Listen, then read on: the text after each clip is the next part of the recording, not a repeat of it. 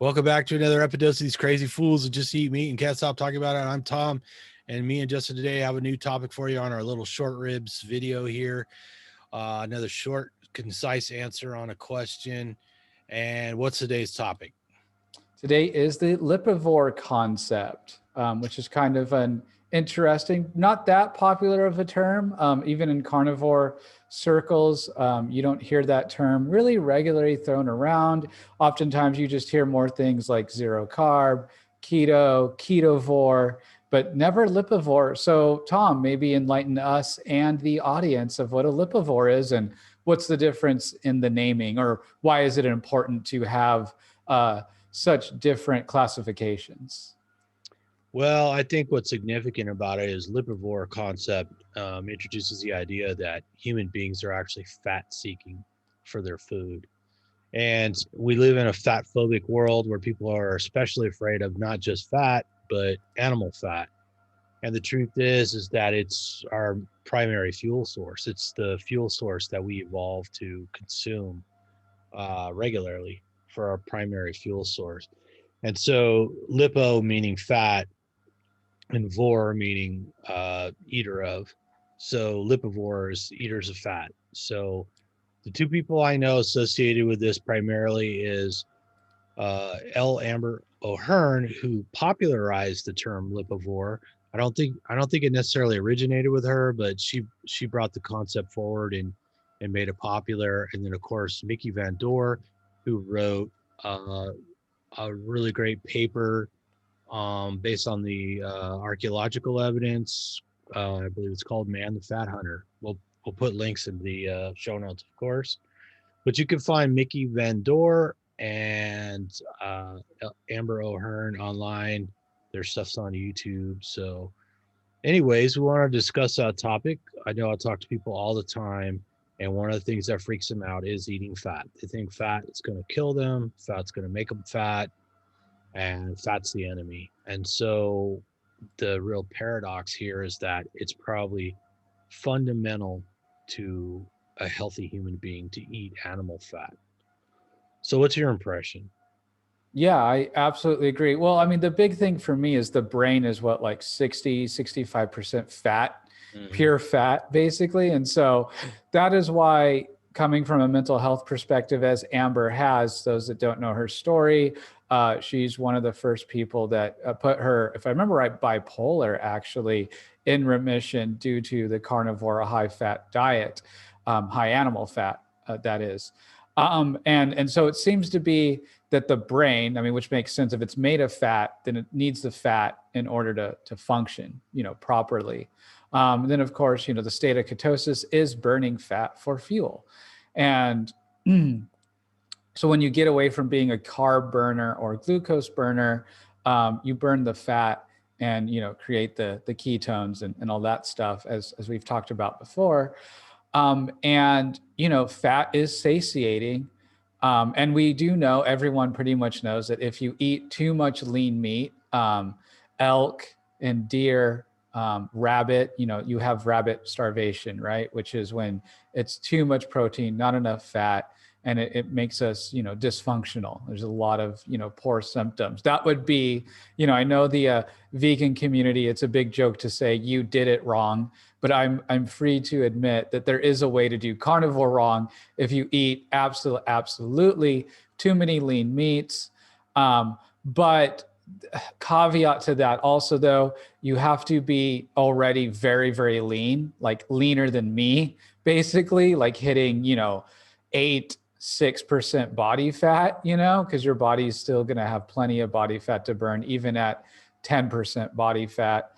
The other thing is you would have to only be eating rabbit or only eating, deer or like an athletic animal all the time, every meal. And, eating only the lean muscle meat and not, eating any of the side of the fat. So it's a much, much harder way to get into rabbit starvation than people think.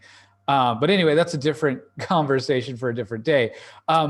And, it's rumored. I mean, I don't think we have exact evidence for this, but that hunters could smell the fat of the animal. actually, and know where the animal was. And, you know, we have that heightened sense for that. So yeah, so that's why I think, you know, the Lipovore concept does make a lot of sense, because the fat, I mean, I don't want to say it's more important than the protein, but we know you got to have both. But if you're feeling really tired and fatigued, it's hard to hunt, right? And so having the fat, using that for the energy, the cognitive ability, because our greatest asset that make us the best hunters is our brain. Brain and a good throwing arm. That's basically it. What made us dominate. And you know, takes the fat for those cognitive functions. Yeah, agreed. So I think that we've been misled to think that fat's the enemy, when in fact fat is one of the crucial components. Essentially, the human diet should be made up of animal protein and animal fats. And they're both crucial for development in infants and for sustaining adults. And I think anybody who's made the transition, even just people who went to keto and they're eating some animal or some plant fats and plant proteins, you notice right away that they stop getting brain fog and stuff like that. They're more alert. They have more energy throughout the day, because the human body, I mean, the human body can only store a tiny amount of sugar, but it can store an enormous amount of fat. And that's because it's the body's preferred fuel. And the body's capable of making whatever sugars it needs, because there are certain cells in the body that live on glucose, you know. And of course we also have um, glycogen. Glycogen is another sugar, but the body's perfectly capable of generating all it needs. And what happens when you eat too much sugar is parts of the brain, some of the cells become insulin resistant. With little insulin, or the excessive amount of insulin that's out there, can't get into the cells, and you create a fuel crisis. Acetate levels go up. And when you cut back on the carbohydrates, or you just go carnivore or something like that, or keto, the insulin resistance tends to decline, and then the sugar can get into the cells that it needs to get into. And again, we don't have to eat the carbohydrates because our body makes all the sugar we need. And it seems like people are healthier if they just let their body regulate sugar production, as opposed to eating carbohydrates and putting sugar in it all the time.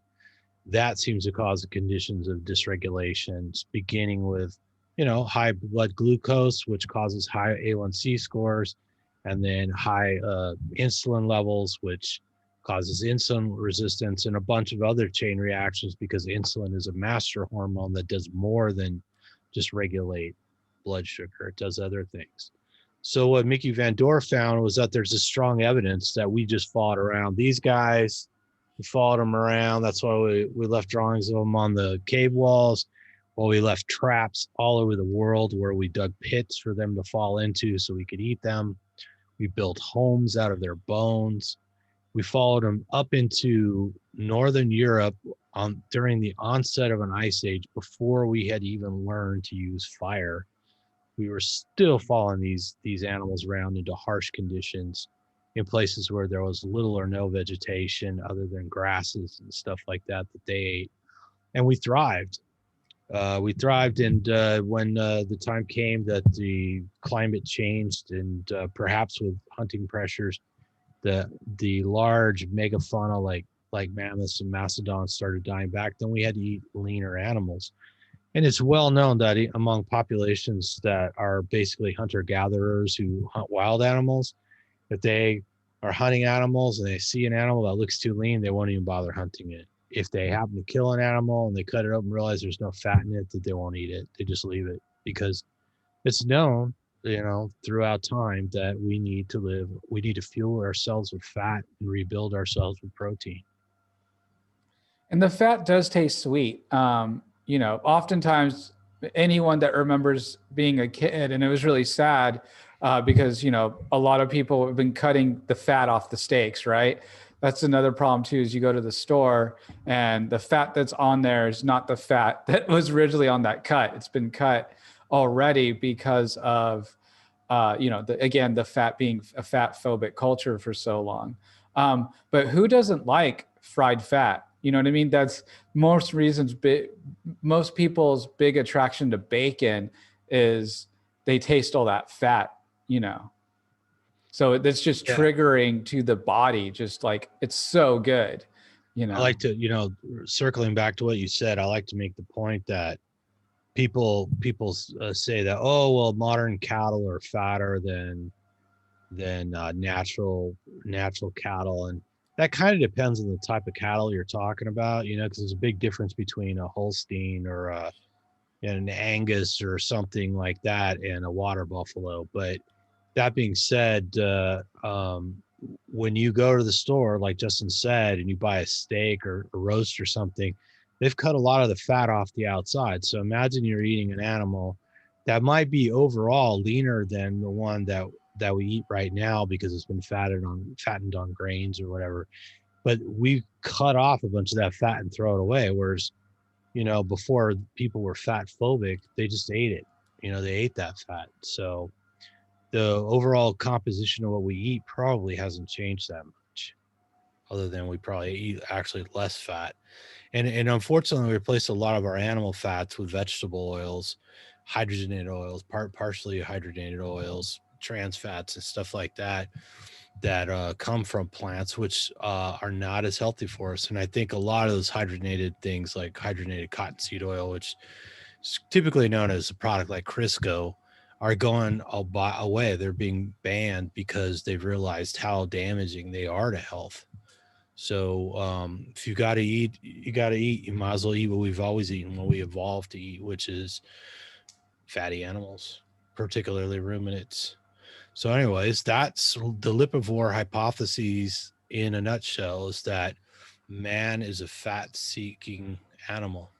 He seeks out other fatty animals. So did we We're nail all that about one? that fat booty. There you go.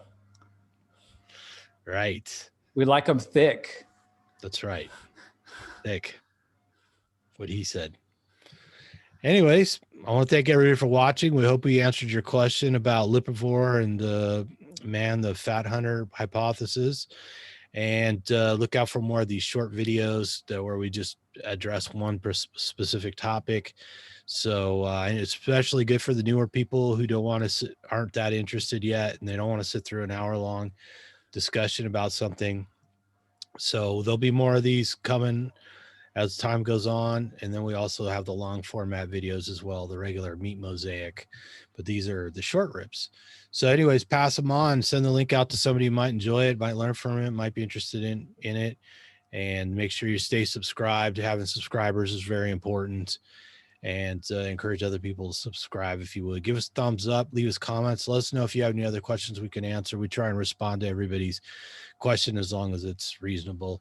So we like to help get the information out, help people understand what we're doing and why they might want to try it. So until next time, eat some meat, feel better, and whatever you do, don't fall down the carb hole. I gotta have to edit